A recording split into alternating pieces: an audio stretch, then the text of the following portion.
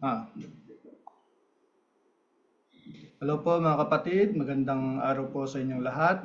Pasensya na po at recorded po yung pag-aaral natin ngayon. Siguro po sa oras na ito nasa airport na po ako or on the way na po ako sa airport. Anyway po, patuloy lang po tayo sa ating pag-aaral. So bago po tayo mag-umpisa, hayaan niyo pong simulan natin sa panalangin. Panginoong Diyos na makapangyarihan sa lahat, salamat po sa kabutihan mo sa aming mga buhay. Salamat at tinipon niyo po kami, Panginoon, para mag-aral po ng iyong salita.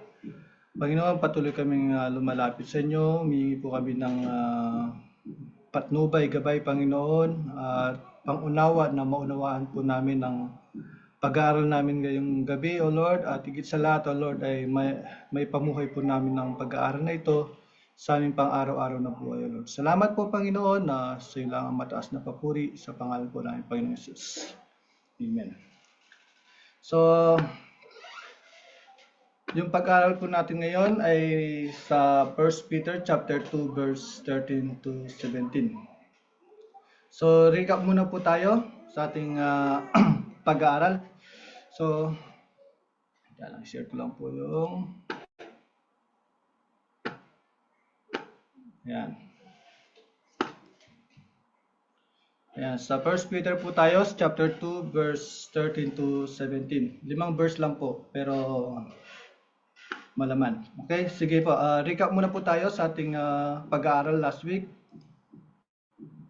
Sa chapter 2, verse 1 to 12. So, sa ating napag-aralan last week napag-aralan natin bilang mga na-born again po, kailangan po nating naisin ang spiritual na gatas na kung tawagin po ng Biblia ay spiritual milk of the Word.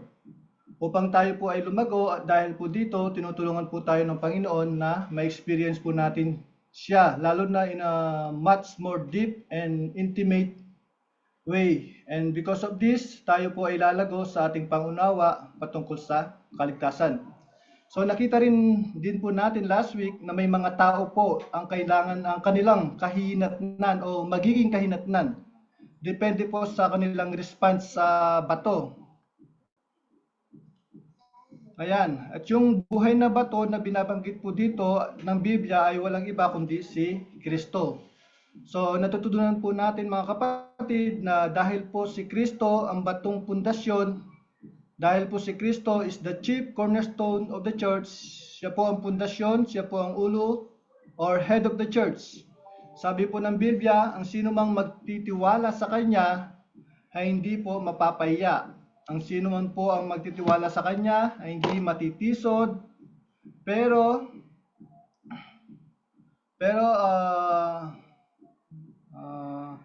pero sa mga hindi po or ayaw po tumanggap po sa bato, sabi po ng Biblia, dudurugin sila. Nang ibig sabihin po nito ay ang sino man pong tatanggap kay Kristo at magtitiwala kay Kristo ay makakatanggap po ng buhay na walang hanggan. Subalit ang mga taong ayaw tumanggap po kay Kristo ay mapapahamak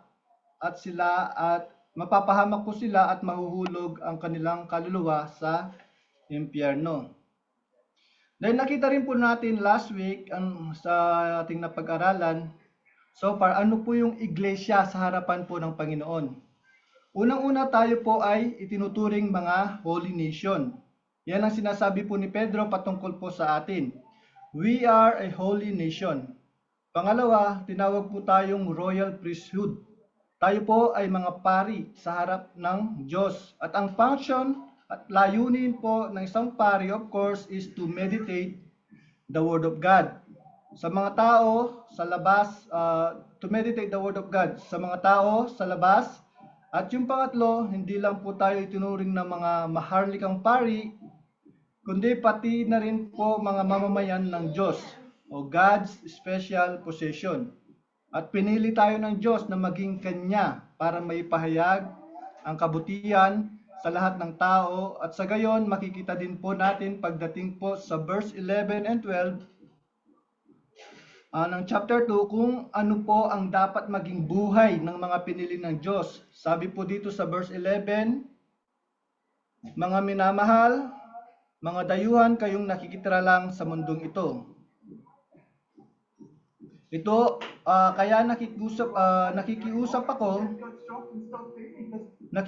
ako sa inyong talikuran na ninyo ang masamang pagnanasa ng inyong katawan na nakikipaglaban sa inyong espiritu. Sa lahat ng oras, ipakita nyo sa mga taong hindi kumikilala sa Diyos ang matutuwid ninyong pamumuhay kahit pinaparatangan nila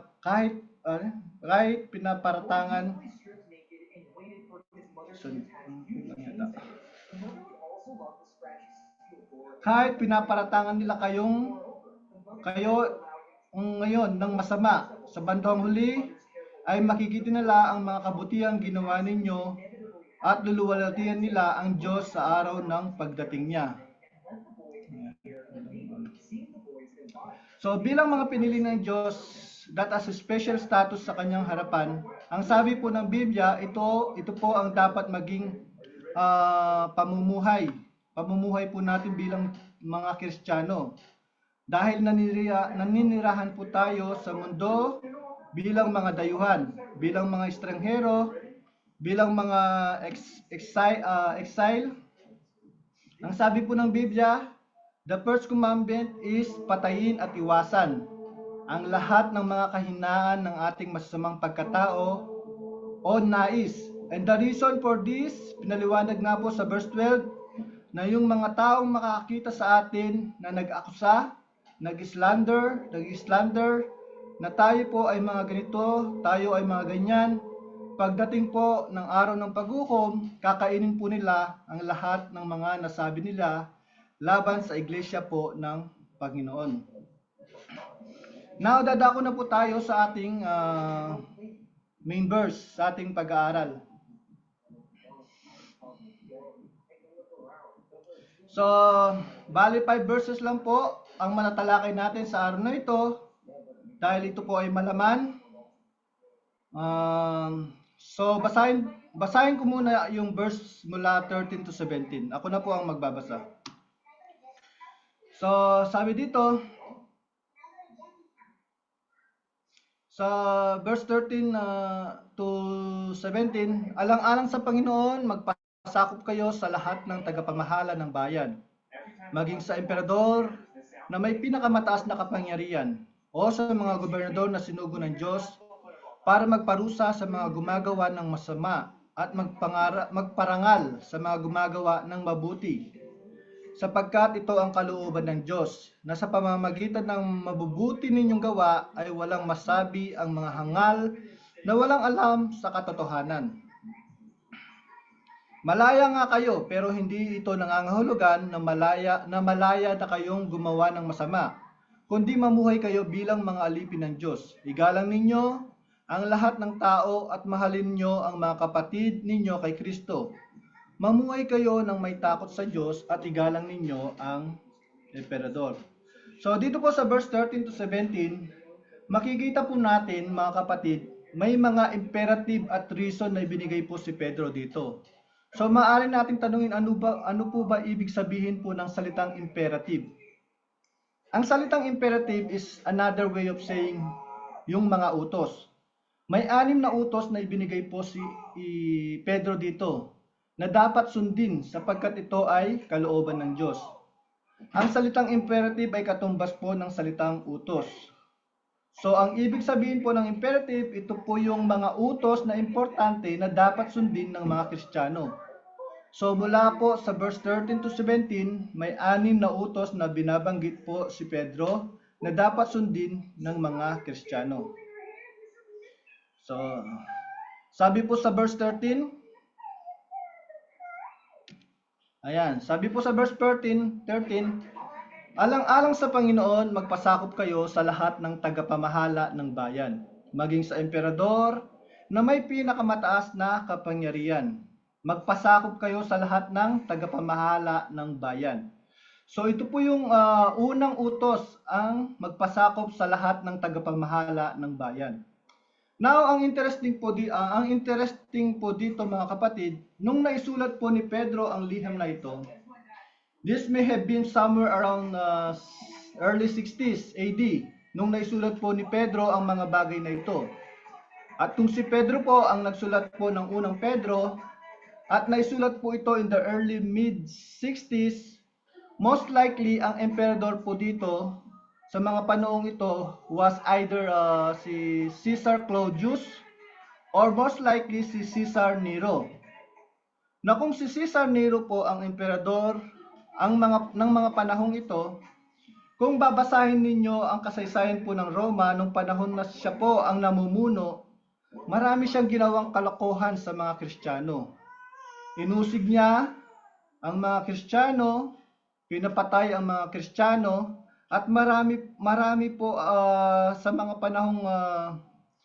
panahong ito, lalo na sa Book of Revelation, akala po nila si Nero mismo ang Antikristo. And though he is an Antichrist, subalit dahil po sa kanyang masamang gawain, itunuring si Caesar Nero bilang isang mabangis na hayop. He is a beast, isang halimaw. Yun ang tawag po sa kanya nung siya po ay namumuno nung mga panahong ito. Ngayon, bakit po napaka-importante na malaman natin yung background na yan? Na kung si Caesar Nero ang namamahala ng mga panahong ito, ano kaya ang magiging pakiramdam ng mga Kristiyano na nakakarinig na magpasakop kayo sa emperador? Yung emperador na pumapatay ng mga Kristiyano, yung emperador na umuusig sa mga Kristiyano, yung emperador na walang ginawang mabuti sa iglesia ng Diyos. Ano kaya ang magiging pakiramdam po ninyo o magiging pakiramdam ng mga Kristiyano noon nung mabasa po nila yung liham ni Pedro na kailangan magpasakop sa emperador? Napakahirap po nun mga kapatid. Pero may rason kung bakit kailangan magpasakop. At ang rason na yon ay hindi dahil sinabi ni Pedro, hindi dahil sinabi ng iglesia, kundi sabi po sa verse 13, ayan, maliwanag pa sa sikat ng araw, sabi po sa verse 13, alang-alang sa Panginoon. So bakit po kailangan mahalin ang kaaway?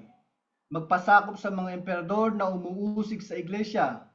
Dahil gagawin po natin ito alang-alang sa Panginoon.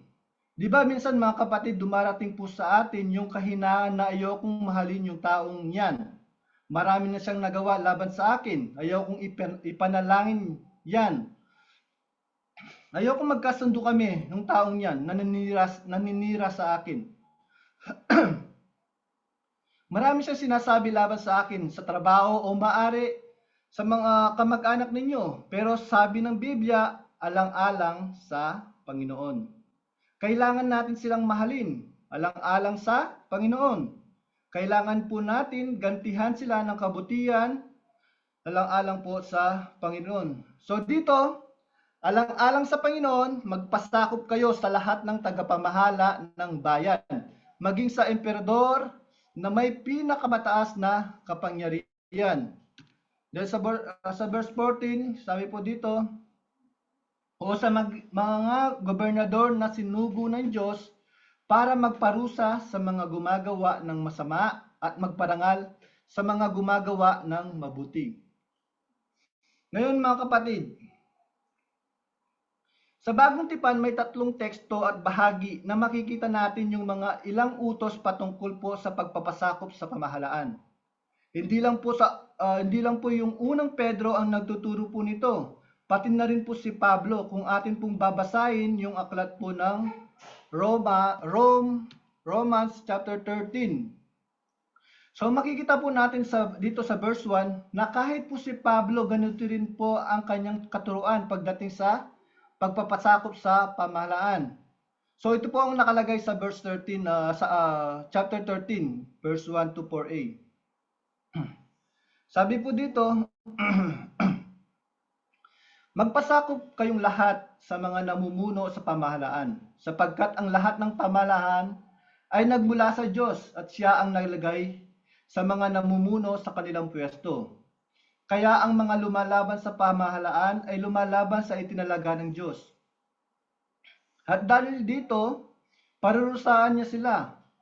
Ang mga namumuno ay hindi dapat katakutan ng mga gumagawa ng mabuti. Ang dapat matakot sa kanila ay ang mga gumagawa ng masama.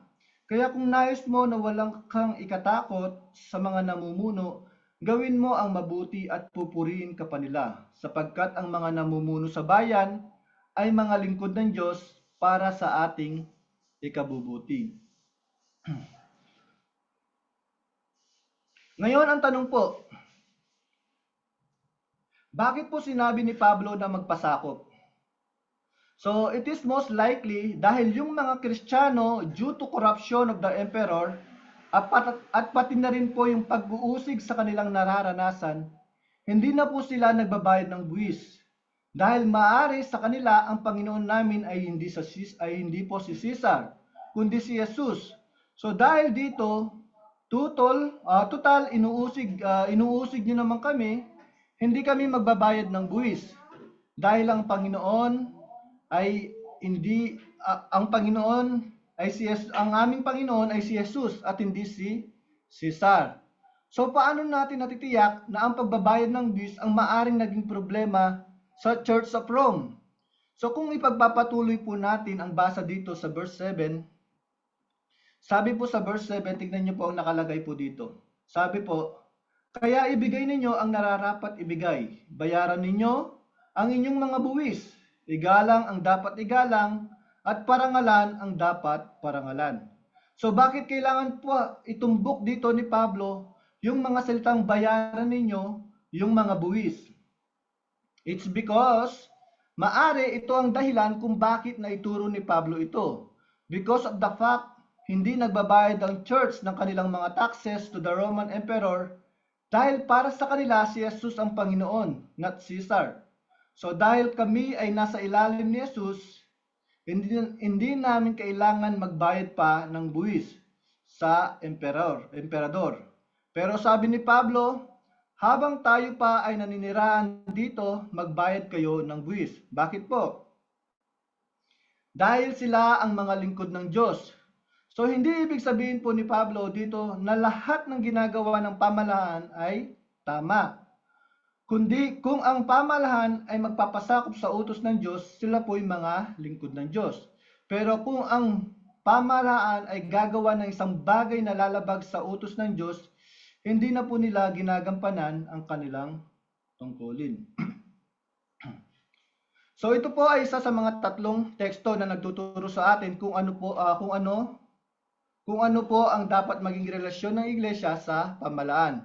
Ang ikalawa po ay mababasa po natin dito sa aklat po ng Titus, chapter 3. Yan, chapter 3, verse 1. Sabi po dito, paalalahanan mo ang mga mananampalataya na magpasakop at sumunod sa mga may kapangyarihan. Kinakailangan lagi silang handa sa paggawa ng mabuti. Sa Ingles, remind the people to be subject to the rulers and authorities, to be obedient, to be ready to do whatever is good. So dito, inulit na naman po ni Pablo kay Tito upang maituro sa iglesia at Crete na ito po ang dapat maging relasyon po nila pagdating sa pamahalaan, ang magpasakop. Now, there are some questions mga kapatid. Dahil kung yung pagpapasakop po nito ay may kinalaman sa pagbabayad ng buwis, o maari na nawalan po sila ng encouragement na magpasakop sa mga emperador na umusig sa kanila. Now, paano po natin mai-apply yan in our generation? Paano po natin mai-apply sa ating generations? So when you ask that question, dahil sinasabi ng Biblia magpasakop sa pamahalaan, pero sa ating modernong henerasyon, kailangan pa rin po ba nating gawin ito sa lahat ng bagay? And the answer mga kapatid, depende. Depende. Ano po ba ang inuutos ng pamahalaan? Yung inuutos po ba nila ay lumalabag sa utos ng Diyos o hindi lumalabag sa utos ng Diyos? Dahil kapag ito ay lumalabag sa utos ng Diyos, doon lang tayo pwede natin sabihin, hindi na natin kailangan magpasakop sa ganitong klaseng utos na inuutos po ng pamahalaan kung lalabag din So hindi na po natin kailangan magpasakop sa ganitong klaseng utos na inuutos po ng pamalaan kung lalabag din sa kalooban ng Diyos. Kasi po ang purpose po ng government ay mailagay po ang sibilisasyon sa kaayusan under God. Pero ang nangyayari po sa ating modernong henerasyon, isineseparate po ang pamahalaan, isineseparate po ng pamahalaan ang kanilang sarili sa Diyos. Kaya tatlong elemento: Diyos, pamahalaan, iglesia. So may purpose ang iglesia. Ang purpose po ng iglesia ay may palaganap po ang mensahe ni Kristo. Pero hindi layunin ng iglesia na maging pamahalaan. At ang purpose po ng pamahalaan ay mailagay sa kaayusan ang mundo in the sense of civil order. Na ang trabaho po ng pamahalaan ay parusahan yung mga gumagawa ng kasamahan at gantimpalaan yung mga taong gumagawa ng kabutihan. So nasa ilalim po ng batas. Pero hindi trabaho ng pamahalaan na utusan ang iglesia dahil ang ulo ng iglesia ay hindi ang emperador, hindi ang presidente, hindi ang prime minister, kundi si Jesucristo. Ngayon, kapag ginagampanan ng pamahalaan ang tungkulin ng church bilang kami na ang head of the church, nagkakasala sila. At kapag inagaw naman ng church ang trabaho ng pamahalaan, wala din sa kaayusan yon. Dahil ang trabaho po ng iglesia is to proclaim the gospel. Ang trabaho po ng government is to put civil order. Kaya sinabi ng Biblia, ang Diyos ang nagtalaga sa government sa ganitong bagay because they have a role. Pero ang role naman ng church ay kay Kristo, is to proclaim the gospel of Christ. So ngayon, makikita natin mamaya mga kapatid kung bakit po sinabi ni Pedro na magpasakop. May dahilan po ito. So ngayon, papasok na po tayo sa reason. Balikan po natin sa verse sa ating main passage sa 1 Peter chapter 2. At basahin po natin yung verse 15. Ano po ang dahilan kung bakit sinabi ni Pedro na kailangan po natin magpasakop sa pamahalaan? Ang sabi po sa verse 15, sapagkat ito ang kalooban ng Diyos nasa pamahalaan nasa pamamagitan ng mabubuti ninyong gawa ay walang masabi ang mga hangal na walang alam sa katotohanan. So sino yung tinutukoy po ditong mga hangal at walang alam sa katotohanan? Kapag sinabi pong hangal o walang alam sa katotohanan, ang tinutumbok po dito ni Pedro ay yung mga taong hindi pa tinatanggap ang ebanghelyo. Yung mga taong nag-uusig sa church dahil sa mensahe na bitbit ng church. So dito, paano po may papakita ng iglesia na sila po ay mga royal citizen ng langit? Magpasakop sila sa pamahalaan. Magbayad sila ng buwis, gantihan nila ng kabutihan yung mga umuusig sa kanila.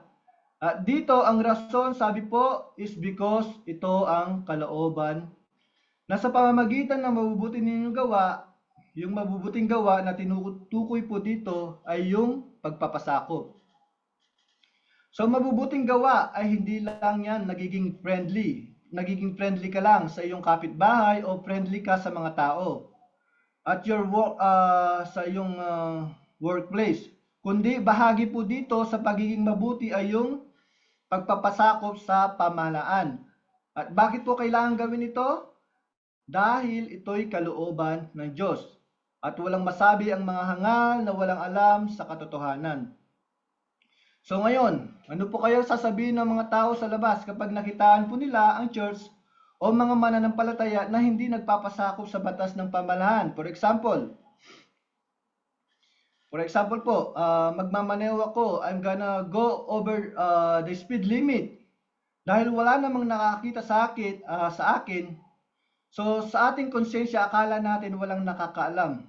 Pero may nakatingin mula sa langit.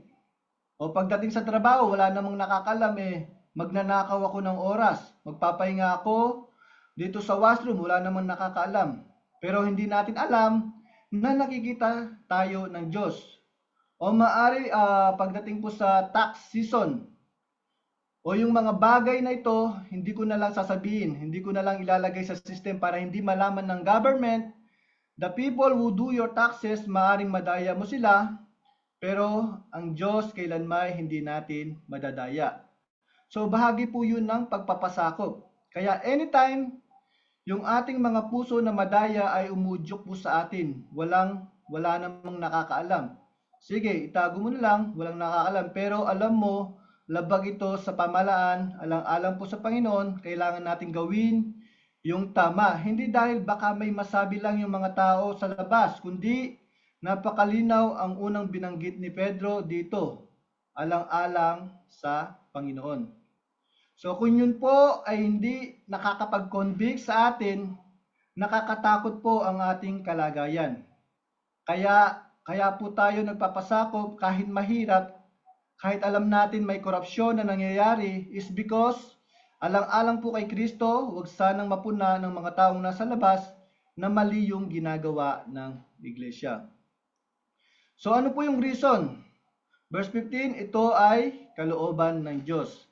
Ngayon mga kapatid, gusto ko lang ipunto dito, dahil ang kalooban ng Diyos ay madalas na binabanggit sa aklat po ng unang Pedro. Yung salatang kalooban ng Diyos ay madalas na binabanggit sa liham ni Pedro. Halimbawa, kung titingnan po natin sa chapter 3:17. Ayan. Mas mabuti pang magtiis kayo ng hirap dahil sa paggawa ng mabuti, kung ito talaga ang kalooban ng Diyos, kaysa sa magtiis kayo ng hirap dahil sa paggawa ng masama. So, sa wikang Ingles, it is better if it is God's will to suffer for doing good than for doing evil. So, yung ikalawang teksto, mababasa po natin sa chapter 4, verse 2. Ito po ang nakalagay. Hindi na siya sumusunod sa masama niyang ugali, kundi sumusunod na siya sa kalooban ng Diyos. So, sino po ang tinutukoy dito? Yung mga taong na kay Kristo. Hindi na po sila sumusunod sa kanilang masasamang ugali o gawain, kundi sumusunod na siya sa kalooban ng Diyos. At sa kahulian, kung titignan natin yung verse 19, 4:19, sabi dito, kaya kayong nagtitiis ngayon dahil ito ang kalooban ng Diyos para sa inyo, ay magpatuloy sa paggawa ng mabuti, ipagkatiwala ninyo ang sarili ninyo sa Diyos na lumikha sa inyo, dahil hindi niya kayo pababayaan.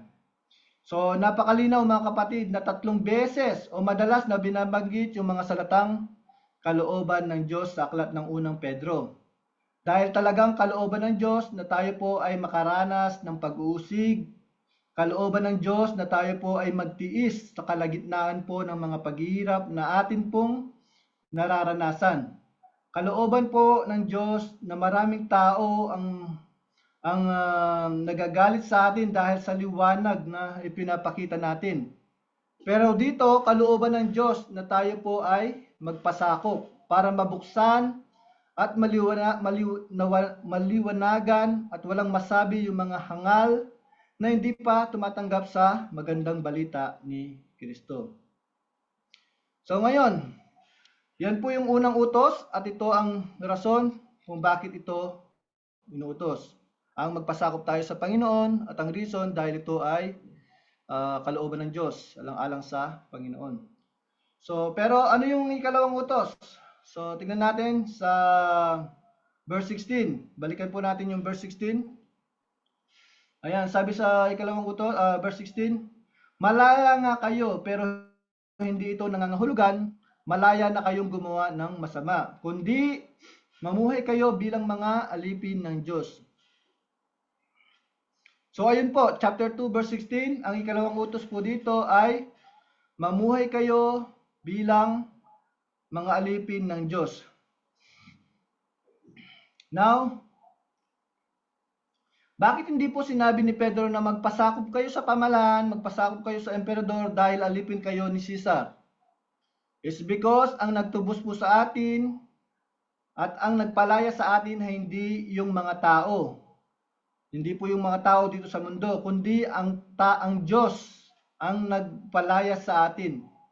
Ang Diyos ang nagkatawang lupa na walang iba kundi si Jesus. Now sa panahong ito, mga kapatid, ano po bang ibig sabihin ng salitang alipin? Well, yung pong word na alipin which is understood as slave is different mga kapatid sa mga alipin 400 years ago sa North America.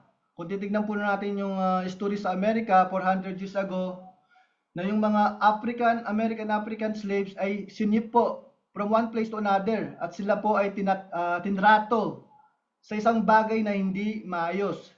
Yan po ang dahilan kung bakit maraming tao ay hindi sumasang-ayon, maraming taong hindi sumasang-ayon din po sa Biblia dahil sa katuruan po ng salitang slave. Minsan sinasabi nila hindi maganda ang Biblia dahil it promotes slavery. Pero iba ang slavery nung panahon ng Biblia. Sa slavery that took place 400 years ago in North America. Magkaiba po yun. 400 years ago, yung naganap po in North America ay walang kinalaman mga kapatid sa status, kundi ang kinalaman po nito is the color of your skin. So yung slavery po 400 years ago ay tumutukoy po sa kulay ng ating mga balat. Pero yung pagiging alipin sa panahon po ng Biblia ay walang kinalaman sa kulay ng inyong balat. But rather, ang pagiging alipin po noon ay was actually beneficial po sa economy. Na ang ibig sabihin, kung wala kang trabaho at nais mong mabayaran ng iyong utang sa mga taong inutangan mo na hindi mo kayang bayaran, ngayon, one of the things that you can do para mabayaran mo ang utang ay maging alipin dun sa taong inutangan mo. Now, kapag ikaw ay naging alipin sa panahon po ng Biblia, ito ang magiging trato po nila sa inyo. Ikaw ay magiging parte ng kanilang pamilya, itatrato ka bilang family member of their household.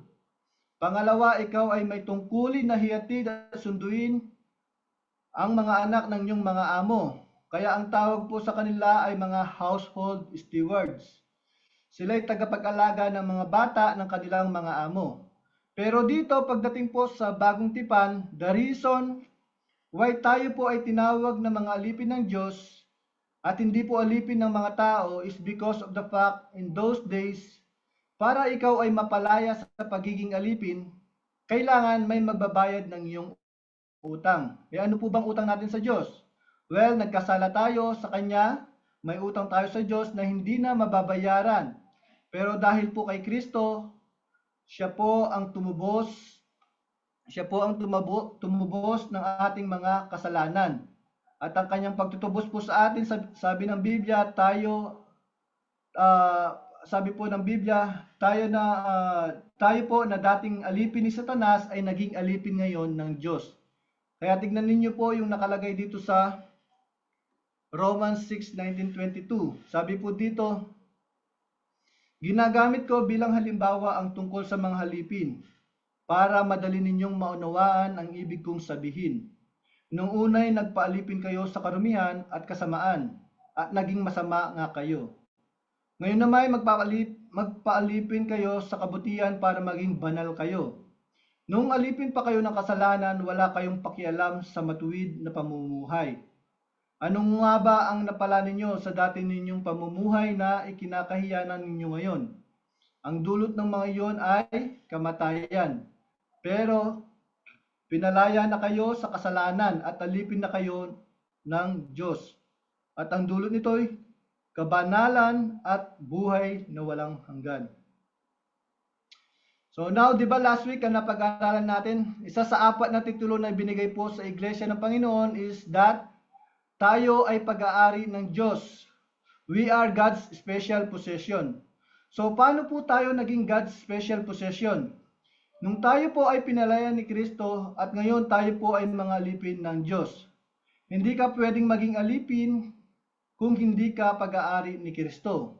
Hindi ka pwedeng maging alipin ni Kristo kung hindi ka niya pinalaya. Hindi ka rin pwedeng maging alipin ni Kristo kung hindi tayo binago ng Diyos through the born again experience. Kaya ang pinakamataas na estado mga kapatid ay hindi yung maging doktor at hindi yung maging abogado at hindi yung maging manager dito o supervisor dyan, etc. Bagamat they are really nice job, nice paying job, pero Sa paningin ng Diyos, ang pinakamataas na estado dito sa mundo ay ang maging alipin ng Diyos, maging alipin ni Kristo. Hindi ka man mayaman, pero kung ikaw ay alipin ni Kristo, mataas ang iyong tungkulin, mga kapatid. Your status is far above any other person's status. Dahil alipin ka ng may likha ng lahat ng bagay. Pag-aari ka ng Diyos, at dahil pag-aari po tayo ng Diyos, ano ang dapat gawin sa ating mga katawan? Basahin natin sa 1 Corinthians chapter 6. Dahil pag-aari at alipin po tayo ng Diyos, ano po ang dapat gawin sa ating mga katawan? Sabi po sa 1 Corinthians 6:19-20, hindi ba't ang katawan ninyo ay templo ng banal na espiritong nasa inyo at tinanggap ninyo mula sa Diyos? Kung ganoon, ang katawan ninyo hindi sa inyo kundi sa Diyos. Dahil tinubos kayo ng Diyos sa napakalaking halaga, kaya gamitin ninyo ang inyong katawan sa paraang ikapupuri ng Diyos. Now, bagamat ang konteksto po nito ay tumutukoy sa huwag mong ipapagamit ang iyong katawan sa sexual na imoralidad, gayunpaman, bahagi na rin po dito mga kapatid ang lahat ng bagay na maaari na ginagamit po natin sa ating mga katawan sa maling paraan. Halimbawa, saan natin dinadala ang ating mga paa? Saan natin dinadala ang ating oras? Saan natin dinadala ang ating mga sarili? Ito po ba na ating pinupuntuhan ay magbibigay ng kapurihan sa Diyos o hindi kapurihan sa Diyos? So bilang mga alipin ng Diyos, dahil siya ang ating Panginoon, tayo mga alipin, siya dapat ang magdidikta sa ating mga kapatid na kung ano ang dapat nating gawin. Bakit po? Dahil tinubos po tayo sa isang mahalaga at malaking presyo. Ngayon,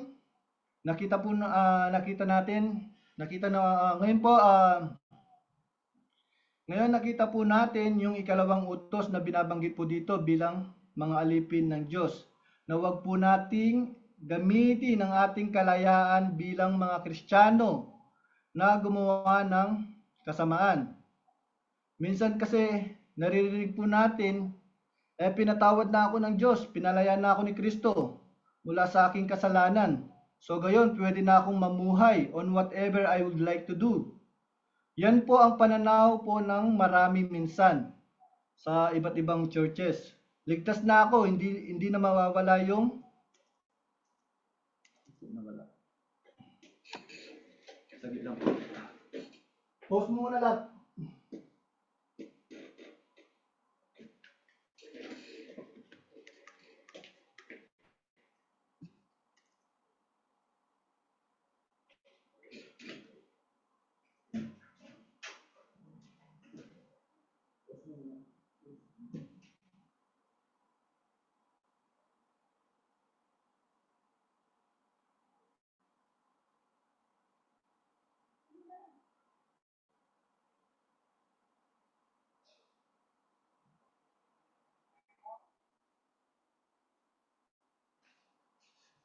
Siya na po, nawala. Namatay yung laptop. Okay.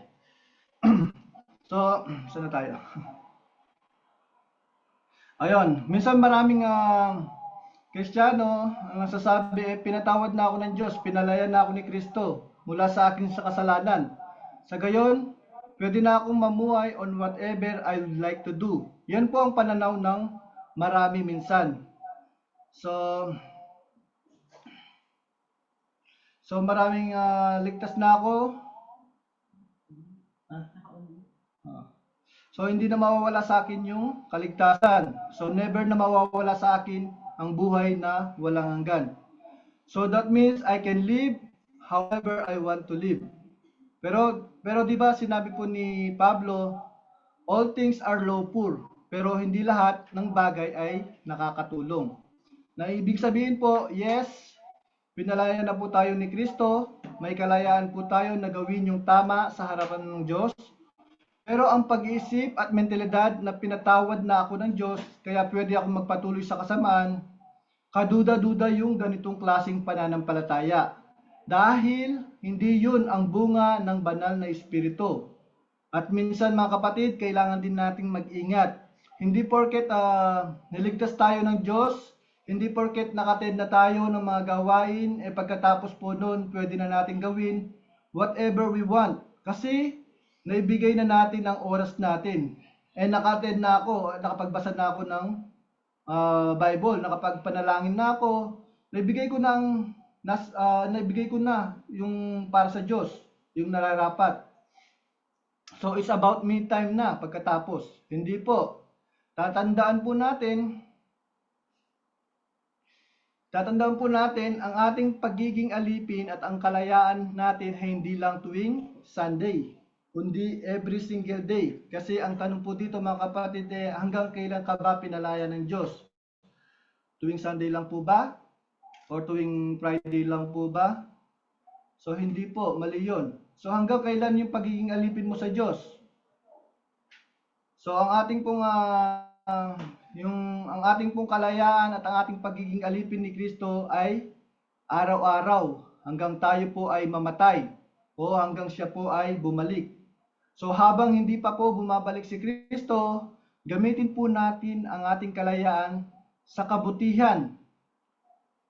Kaya kung babalikan po natin yung 1 Peter 2:16, sabi po dito, malaya kayo pero hindi ito nangangahulugan, malaya na kayo na gumawa ng masama. So ngayon, dahil nakita na po natin yung ikalawang utos po dito, ano naman po yung mga natitirang utos? Which is the commandment 3 hanggang commandment 6. Dahil there are 4 more commandments na binanggit po dito. So saan po natin makikita yon? Sa mga natitirang utos. Sabi sa verse 17, ayan. Ayan po yung unang utos, magpasakop kayo sa lahat ng bayan. Pangalawang utos, mamuhay kayo bilang mga alipin ng Diyos. Ayan, sabi sa verse 17, sabi commandment number 3, igalang ninyo ang lahat ng tao. Utos number 4, mahalin nyo ang mga kapatid ninyo kay Kristo. Number 5, mamuhay kayo ng may takot sa Diyos. At sa huli, number 6, igalang ninyo ang emperador. So ayan po sa verse 17. Dito natin makikita yung mga natitirang utos na binanggit po ni Pedro. Now, utos number 4. Ano sabi sa utos number 4?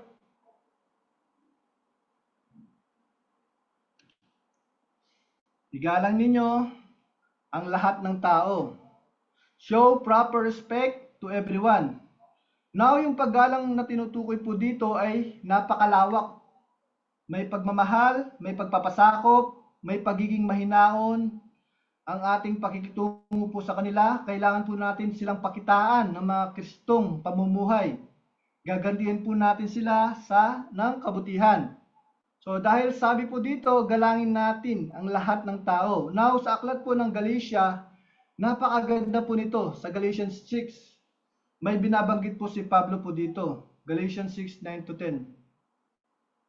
Sabi po dito, ayan. Kaya wag tayong magsasawa sa paggawa ng mabuti. Dahil sa tamang panahon, matatanggap natin ang ating gantimpala kung hindi tayo susuko. Kaya nga, sa tuwing may pagkakataon, gumawa tayo ng kabutihan sa lahat ng tao, lalo na sa mga kapatid natin sa pananampalataya. So dito, igalang ninyo ang lahat ng tao. Now, anong ibig sabihin po ng igalang dito? Para lang po may punto po ng malinaw yung galang na tinutukoy po dito ay walang kinalaman po sa pagkukonsinti ng kanilang maling gawain. Na ang ibig sabihin, kung tayo po ay pinapayuan na gumawa ng masama, hindi binabanggit dito ng Biblia, pati na rin po yung kasamaan nila, gagalangin natin. Compromise po ang tawag doon. But rather, yung ibig sabihin po ng galangin is yes, maraming nag-uusig sa inyo. Yes, mababa ang tingin po ng mga tao sa inyo kasi nagsipangalat kayo, mga dayuhan kayo sa kanilang paningin. Pero sa kabila po ng kanilang pagtatrato sa inyo, sa kabila po ng lahat na nasabi nilang masama sa inyo, galangin nyo sila. Na maaari isipin natin, parang ang hirap noon. Sa totoo, imposible na magawa nila yon. Pero sa Diyos, lahat ay posible. So paano natin magagawa ang mahalin, gantihan, ng kabutihan, igalang yung mga dapat igalang kung tayo po ay magpapakumbaba sa Diyos. Lord, sa aking sariling lakas, hindi ko magagawa ito. Kailangan ko po ang iyong kapangyarihan o banal na Espiritu. Makita sana ni Kristo sa akin, hindi dapat ang makita sa akin ay yung aking sarili, kundi si Kristo. So kung si Kristo mismo, siya ang modelo at perpektong halimbawa, it doesn't matter kung sila ay mga Pariseo, Saduceo, mga prostitutes, ginalang sila ni Kristo. So si Kristo po ang nagpapakita ng magandang halimbawa dito. Kaya pagdating po sa Romans 12:9-10, ang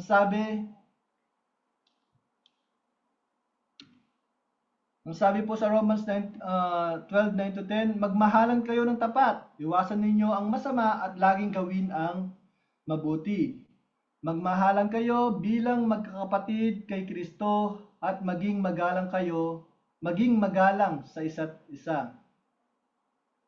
Now in English, mas malinaw po yung binabanggit po dito in English. Sa verse 9, sabi po dito, love must be sincere. Bakit yun yung unang inutos po ni Pablo? Love must be sincere. Dahil pwedeng magkunwari ang tao. Kaya mo siya ginagantihan ng kabutihan dahil nagkukunwari ka. So sabi po ni Pablo, kung tayo po ay magmamahalan, hindi dapat yung nagkukunwari, kundi talagang totoo. It must be sincere. Dahil sa tao, maaring hindi nila makikita yon, pero kitang-kita ng Diyos kung tayo po ay nagmamahal ng tapat o hindi tapat, ng tunay o nagkukunwari. So love must be sincere. Then in verse 10, sabi sa verse 10, be devoted to one another in love, honor one another above yourselves. Mga kapatid, napakabigat po nun. Honor one another above yourselves. Now, isipin niyo po ito. May nag-uusig sa inyo, may kamag-anak kayo na talagang walang ginawa, kundi siraan kayo, sabihan ng ano-anong bagay laban sa inyo. Pero sabi ng Biblia, we have to honor them above ourselves. Di ba ang hirap nun mga kapatid? Pero yun ang ginawa ng ating Panginoon. Bakit po tinawag na alipin po ni Kristo? Bakit po tayo tinawag na alipin ni Kristo? Now, si Kristo mismo ang nagpakita ng ganoong klaseng modelo. Ang sabi ng Biblia, bagamat na sa Kanya ang katangian ng pagiging Diyos, hindi ito isang bagay na Kanyang pinanghawakan pa, kundi ibinaba niya ang Kanyang sarili sa anyo ng pagiging alipin. So tayo mga kapatid, itrato man tayo ng mabuti o masama, sabi ng Biblia, kailangan po natin humingi ng biyaya mula sa Diyos to honor everyone above ourselves. That's hard, pero hindi ito imposible sa Diyos. Amen? Now, paano ko po malalaman kapatid na ako po ay lumalago sa pananampalataya? Kapag sinusunod natin yung sinasabi ng Diyos, kasi minsan iniisip natin na ang paglago ay marami tayong alam sa Biblia. Isa lang po yung ilang bahagi. Pero makikita po natin na tayo lumalago kapag hindi na tayo gumaganti. Pinararangalan po natin yung mga taong hindi karapat-dapat parangalan. Pero alang-alang kay Kristo, ginagawa natin yun. That's how you know na lumalago ka.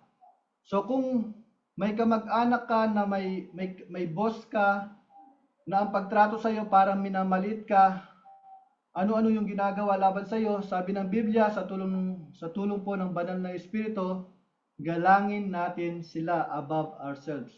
Pero magagawa lang po natin ito, mga kapatid, kung nakatuon ang ating puso sa Kanya.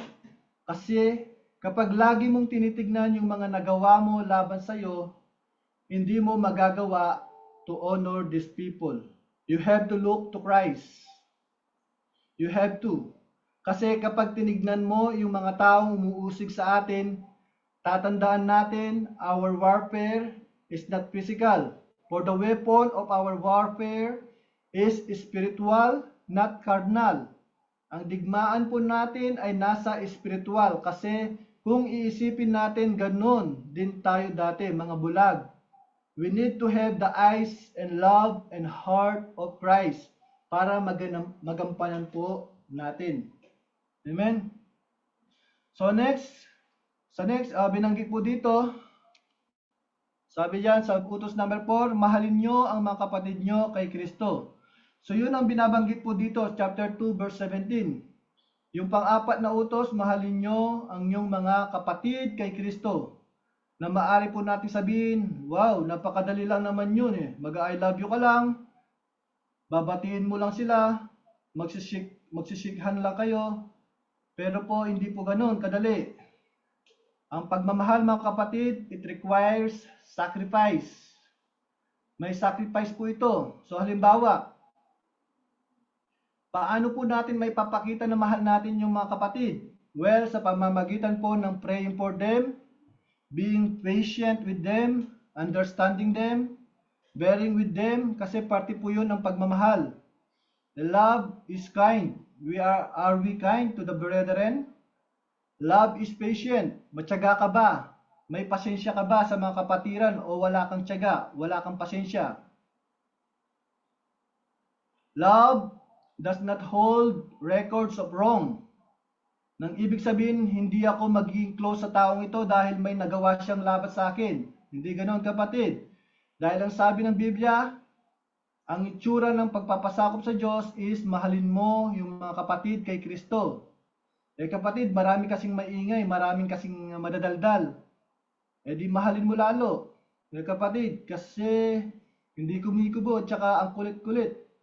Maging matyaga ka, mahalin mo siya. Hindi pa ba natin naisip, mga kapatid, na yung lahat ng nagawa nating kasalanan laban sa Diyos, pero tayo po ay ipinagtiyagaan pa rin ng Panginoon.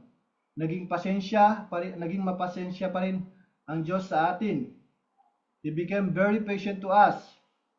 So ngayon, ito yung paraan na may papakita po natin ang pagmamahal natin sa mga kapatid. Kung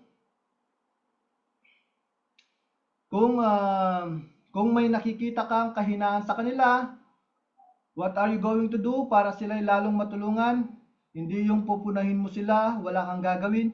Ikikingkim mo na lang yung mga sariling, kikingkim mo na lang yung, kikingkim mo na lang sa yung sarili.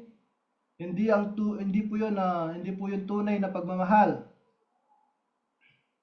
So ang tunay po na nagmamahal, gagawin niya ang lahat ng bagay na makakatulong sa kanyang kapatid. Kung kailangan kausapin, kausapin. Kung kailangan to pray with them, pray with them. Kasi at the end of the day, tayo rin po, God willing, ang magkakasama sa langit. So hindi po pwede, ngayon na nabubuhay ako, iiwasan ko yan. Hindi. Kung siya ay na kay Kristo, makakasama mo rin siya sa langit. So that means, magpakailanman magkikita kayo.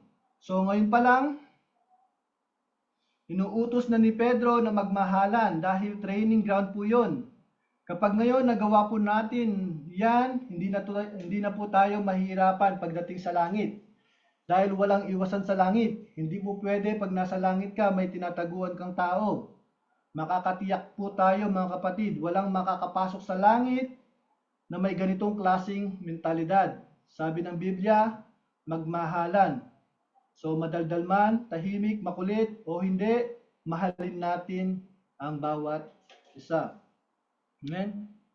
Then utos number 5, mamuhay kayo ng may takot sa Diyos.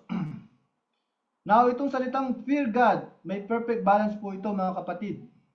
May balance na nakakatakot ang Diyos kapag siya'y nagagalit at nakakatakot ang kanyang kabanalan. Pero yung takot po ito ay may halong paggalang din na dahil ang Diyos ay hukom, dahil ang Diyos ay banal, dahil ang Diyos ay matuwid. Gagalangin ko siya. Ayokong magkasala sa Diyos dahil ayokong mapighati ang Espiritu sa akin. So, when the Bible says, fear God, paano po natin may papakita na tayo ay may takot at may paggalang sa Diyos? Well, you are sensitive to the Word of God. Anong ibig sabihin po nun? Nag-iingat ka sa iyong binibitawan. Nag-iingat ka sa iyong kinikilos. Nag-iingat ka sa iyong pag-iisip. Nag-iingat ka sa lahat ng bagay dahil may paggalang tayo sa Diyos. Kapag ang tao ay may paggalang sa Diyos, makokontrol po niya ang kanyang dila. Makokontrol po niya yung mga pumapasok sa kanyang isip. Makokontrol din niya yung makakapasok sa kanyang puso. Makakapasok sa kanyang puso dahil may paggalang siya sa Diyos. Hindi niya hayaan na marumihan ang kanyang puso ng mga bagay dito sa mundo at hindi rin po niya hayaan na ang kanyang pag-iisip ay mahaluan ng kamunduhan dahil may paggalang siya sa Diyos. So dahil tayo po ay mga alipin ni Kristo, gagawin po natin ang lahat ng bagay para maipakita po na may paggalang tayo sa Diyos. So isa pong practical na bagay mga kapatid, huwag sanang sumama ang inyong loob. Ang isang bagay na may papakita po natin na may paggalang tayo sa Kanya. Number 1 is when we are studying the Bible. Attentive po ba tayo? Na ang ibig sabihin, hindi tayo nakikipagkwentuhan habang pinag-aaralan ang Bible. O natutulog tayo sa church or nagyoyong. When we fear God, when we have fear for God, tandaan po natin, hari ng mga hari ang ating nilalapitan. Amen? Now here's another thing. Minsan nasasabi po ng ibang tao na ngayon na kay Kristo na po ako, I can come to church in any outfit. Mga kapatid, kung ikaw ay inimbitahan ng presidente, kung ikaw ay inimbitahan ng isang like prime minister, pupunta ka ba sa kanya on a Sunday na nakasando, naka-shorts? On a Lord's Day? Hindi. Kundi magpipresenta ka sa isang bagay bilang paggalang sa iyong hinaharap. So kung sa party naka-formal tayo, kung sa mga binyagan, kasalan, naka-formal tayo, pero pagdating sa hari ng mga hari, ayaw natin mag-formal, paano natin ipapakita sa isang banda yung paggalang natin sa Diyos? Church lang naman yun eh. Sino ba ang sinasamba natin tuwing church? Sino ba ang pinag-aaralan natin? Sino ba yung pinapakinggan natin? Di po ba yung boses ng Diyos mula sa Bible, mula sa Biblia? Ngayon, maaari natin tanungin, at sabihin, kapatid, ilan lang naman kasi yung damit ko eh. So it doesn't matter. Kung yan ang best mo, paulit-ulit lang, that's okay. Kasi at the end of the day, binigay mo yung best mo bilang paggalang sa Diyos. Kapatid, ito lang ang sapatos ko. It doesn't matter. Ipresenta mo yung sarili. Hindi lang sa spiritual.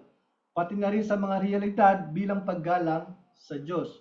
So hindi ko po sinasabi na kapag hindi kayo naka-Amerikano o naka-formal, hindi maayos yung pananamit po, hindi po maayos yung pananamit po, hindi maayos yung pananamit natin, formal, hindi na tayo ligtas. Hindi po. But rather, bilang mga ligtas, kung sa mga bagay na formal, nagagawa natin maging formal, how much more for God, di ba? Fear God. Kaya po ba mga kapatid, kayo po ba mga kapatid, kapag nakita nyo, ayan, example lang din. Kayo po, pag nakita nyo si pastor, ayan, example lang po to. Kapag nakita nyo si pastor, nangangaral siya ng Sunday, nagpipreach siya ng Sunday, tapos naka-jersey lang, gagalangin nyo po ba siya? Sasabihin nyo po ba na kagalang-galang si pastor, naka-jersey, naka-Chicago Bulls, naka-short habang nagpipreach? So, siyempre hindi, di ba?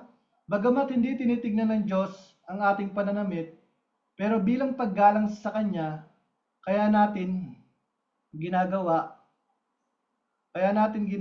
ang lahat ng bagay because we fear God. We fear God of not sinning against Him, and we fear God in showing Him who He is para sa atin. Amen?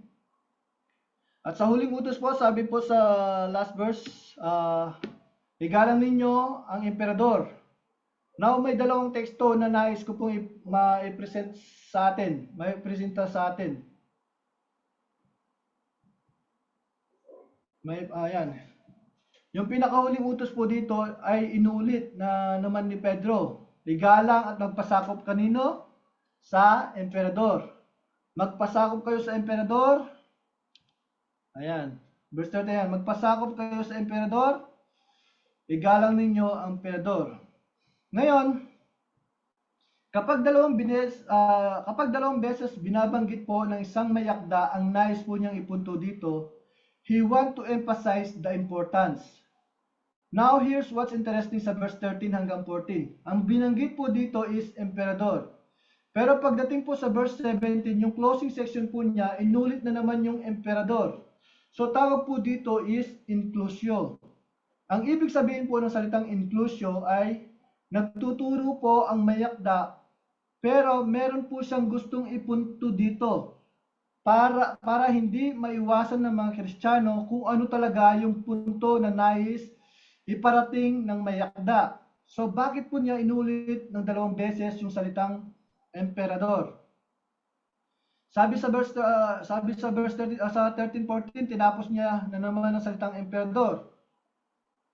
Sa verse 17, ang dahilan is because para sa mga Kristiyano, ayan, verse 13 and 14, tinapos niya yung salitang emperador. Sa 17, tinapos niya yung salitang emperador. Ang dahilan po nito kaya inulit is because para sa mga Kristiyano na inuusig ng mga panahong ito, napakahirap po na galangin ang emperador na umuusig sa kanila. Pero ang rason, alang-alang sa Panginoon. Gawin ninyo ito. So ngayon, dalawang teksto po ang nais ko pong ipresenta bago po tayo magtapos. Dito po sa una, Kawikaan 24:21-22. Ang sabi po dito, anak, igalang mo ang Panginoon at ang Hari. Huwag kang makisama sa mga taong sumusuway sa kanila sapagkat hindi mo alam kung anong kapahamakan ang biglang ibibigay ng Panginoon o ng Hari sa kanila. So hindi lang po ito katuruan ng bagong tipan, pati na rin po sa panahon ni Harong Solomon na mayakda at least more than half of the books of Proverbs. Siya mismo bilang isang matalinong hari ang nagsabi, igalang mo ang Panginoon at ang Hari. Huwag kang makisama sa mga taong sumusuway sa kanila. Amen? And lastly, ano yung opinion at utos ni Kristo? Basahin po natin sa Mateo 22:17-21. Sabi dito, ano sa palagay nyo? Tama po ba tayong mga Hudyo ay magbayad ng buwis sa emperador ng Roma o hindi? Pero alam ni Jesus ang masama bilang balak. Alam ni Jesus ang kanilang balak. Kaya sinabi niya, mga pakitang tao, bakit ninyo ako sinusubukang huliin sa tanong na iyan? Patingin nga ng perang pinambabayad ng buwis, inabot nila sa kanya ang pera. Tinanong sila ni Jesus, kaninong mukha at pangalan ang nakaukit sa pera? Sumagot sila, sa emperador. Kaya sinabi ni Jesus sa kanila, kung gayon, ibigay ninyo sa emperador ang para sa emperador at sa Diyos ang para sa Diyos. Di ba napakalinaw po mga kapatid? Ano yung institusyon na itinalaga ng Diyos? Government and church. So yung parang sa yung sa paraan yung sa government, basta hindi lumalabag sa salita ng Diyos, magpasakop. Yung sa paraan po sa government, basta hindi lumalabag sa salita ng Diyos, magpapasakop. Okay? Sa government po, basta hindi lumalabag sa salita ng Diyos, magpapasakop po tayo. At para sa church, gawin yung dapat sa church. Gayon, yan po ang pananaw ni Kristo. Yan po yung pananaw ni Kristo. Ibigay ang para sa government, magpasakop. At yung sa church, gawin yung para sa church. Ngayon, yan yung pananaw po ni Kristo. Si Kristo ang naging modelo ng pagpapasakop. Dahil nagbayad po siya ng buwis, hindi po siya ng gulo, in the sense of riot. Pangalawa, si Kristo ang nagpakita po ng napaka-perpektong halimbawa ng pagmamahal sa mga kapatiran. And number 3, siya po ay nagpakita po ng isang magandang halimbawa na tinupad po niya ang kalooban ng Diyos. So ngayon mga kapatid, bago po tayo magtapos, ano po ba ang buod ng mensahe na nais maihatid ni Pedro dito? Sabi dito, alang-alang sa Panginoon, gawin po natin ang lahat ng bagay para lang matupad ang kanyang kalooban. Yun ang mensahe ni Pedro dito. Pwede tayong magpasakop sa pamalahan, pero kung hindi natin gagawin yung pagpapasakop po na yun, alang-alang kay Kristo, wala rin. So sa lahat ng ating ginagawa po natin ito alang-alang sa Panginoon at sa kanyang kapurian. So tatandaan po natin mga kapatid, alang-alang sa Panginoon, gagawin po natin ang lahat ng bagay para sa Kanya. Kaya nawa, may natutunan po tayo sa pag-aaral natin sa verse 13 to 17. So purihin po ang Diyos. So God willing po, ituloy po natin yung pag-aaral natin. Last 6, yung last part po ng chapter 2. So, to God be all the glory po. Amen.